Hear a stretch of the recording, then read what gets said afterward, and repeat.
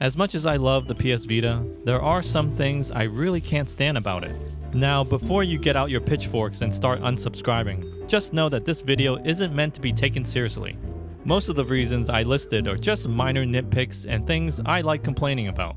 Don't worry, I'm not giving up on the PS Vita. With that being said, here is a list of 10 things I hate about the PlayStation Vita. Number 10. Game cases. Now, call me old school, but when I buy a game, I want a sturdy case and a manual included. I know a lot of people these days are starting to go digital, but I'm one of the few that still prefer hard copy. Which brings me to the first reason on this list. Those cheap plastic blue cases. Compare these to the PSP cases back in the day. Like when I bought a PSP game, I actually felt like I was getting a game.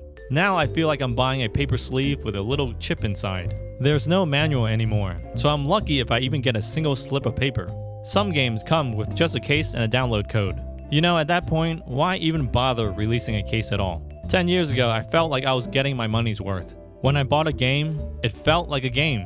There was like substance to it, you know? You felt like you were holding something in your hands that was worth something. Number 9. Not enough colors.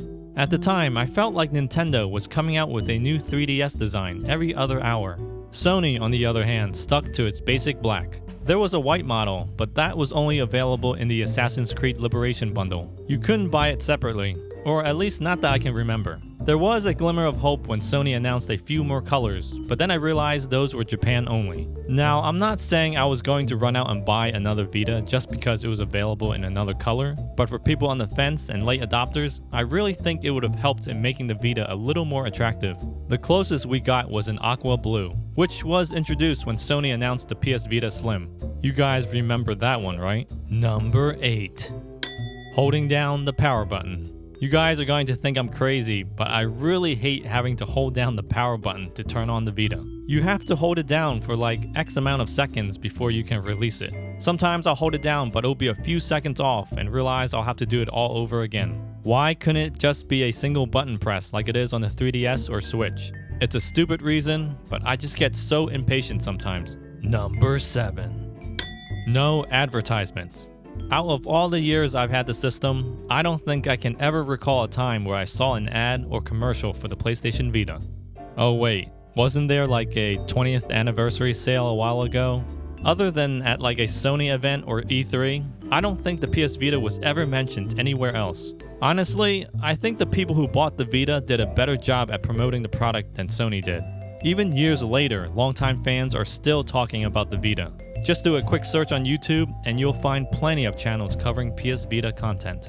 One channel even wrote a book about it and is currently working on the second part as we speak. Check it out. Number 6. People telling me the Vita is dead.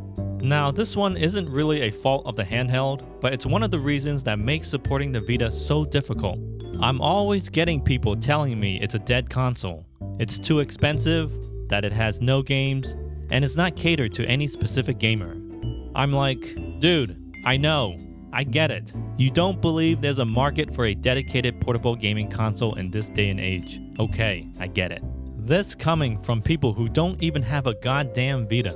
You wouldn't believe how many times I've had to listen to this explanation. And if you're wondering why I have a picture of Mark Cerny, it's because I didn't know what else to use to demonstrate this point. Number 5. Back touch and gyroscope. Sony was trying to capitalize on the rising popularity of gaming on smartphones by offering a device with a touchscreen interface. Smart move, but did they really need to add the back touch and the gyroscope functionality? That seems like such a waste of money to me. Aside from 2 or 3 games I've played, I never felt the need for these extra features. And if I'm being honest, the only game I can think of off the top of my head to use them well is Tearaway. Everything else just felt so tacked on. Like, you could tell the developers were forced to include them in their game design. I really felt like Sony should have just kept those 2 features out and brought the launch price of the PS Vita down. That would have definitely helped move a lot more units in my opinion. Number 4. Third-party support. Metal Gear, GTA, BioShock, Kingdom Hearts. Guys, help me out here. Where are these games? And no, I'm not talking about ports or remasters. Those don't count to me. Number 3. Proprietary memory cards. I have nothing against using proprietary hardware. In fact, I think it's kinda cool. Makes the hardware unique in a sense. But why the hell were they so expensive? Like, stupid expensive. I had a 4 gig card for the longest time because I refused to pay all that money. As a result, it kept me from downloading any PSP or PS1 games simply because I didn't have enough space.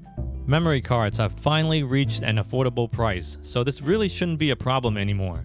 I think my biggest card now is like a 16 gig, which is plenty for what I needed to do. Again, this would have helped keep the launch price down had Sony gone with a more standard format. They were afraid people would pirate the games like they had done in the previous generation on the PSP. Well, guess what ended up happening anyway? Number 2. Limited backwards compatibility. I love playing classic PSP and PS1 games on my Vita. The problem is that there's not enough of them. And like I said before, Sony doesn't really do a good job at advertising this feature either. Which, in my opinion, is one of the strongest reasons to own a Vita. Further adding to the confusion is that not all titles are offered in every region. It's a shame because some of these games look really good on the PS Vita screen. Can you imagine if we were able to transfer PS2 games over to the Vita as well? Another wasted opportunity. Number 1. Lack of first-party support. In my opinion, the biggest culprit for the failure of the PlayStation Vita. The PlayStation 3 had a rocky start. Overpriced, no games, and functionality that no one really cared about. But Sony stuck with it, and sales eventually improved. Now, why couldn't they have done that with the PS Vita? I can see that they sort of tried, but they gave up way too soon. If you're not going to believe in your own product, then why the hell should the consumer? It pains me to see what a great portable console the PS Vita could have been. I always think to myself, if only things had been different. If Sony had just stuck with it for another year, we could have gotten a brand new God of War for the Vita. Perhaps another Uncharted, or maybe even an Infamous spin-off. Alright guys, if you made it this far, please don't take this as a sign that I'm giving up on the PS Vita. I just wanted to let you guys know the reality of it. This video is in no way meant to discourage anyone from picking up a Vita. It's a great system, and I will do whatever I can to get people to give it a chance. It isn't perfect, and it does have its faults, but with a little detective work, you'll find a variety of awesome games waiting to be played.